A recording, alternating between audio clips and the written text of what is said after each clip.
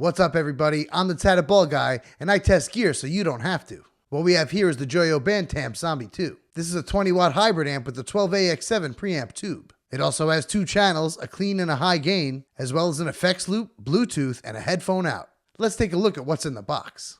Full disclosure, I started opening this, and then I realized I should probably film it. So it did come with a protective styrofoam. Okay, first is going to be the star of the show, the actual amp head. Have our user's manual. This amp includes a foot switch, as well as the instrument cable to go with it, but they also provided a speaker cable. That way you can plug your amp into your speaker cabinet. And then, of course, we have the power supply for the head. So from some of the reviews that I've seen, they say this amp has a similar voicing to the Mesa Boogie dual rectifier. So to test that theory, let's do a raw tone test coming out of my live rig. In this case, I'll be using the Joyo Zombie II going into my Randall KH4x12.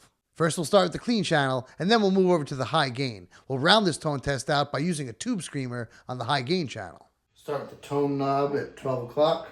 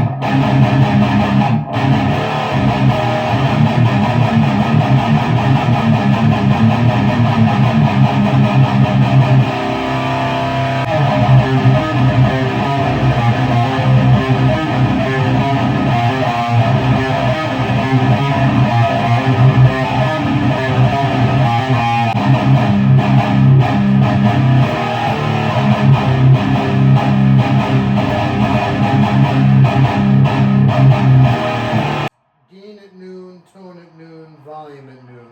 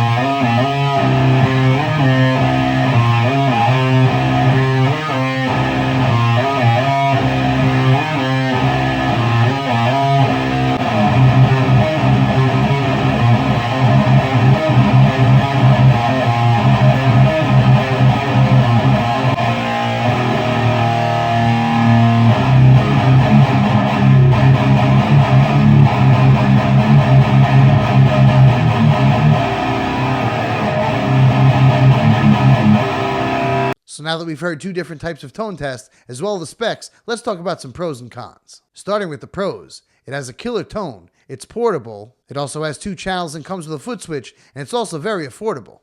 In my opinion, a great value for the money. As for the cost of this amp, it fluctuates between $150 and $185 depending on sales at the time.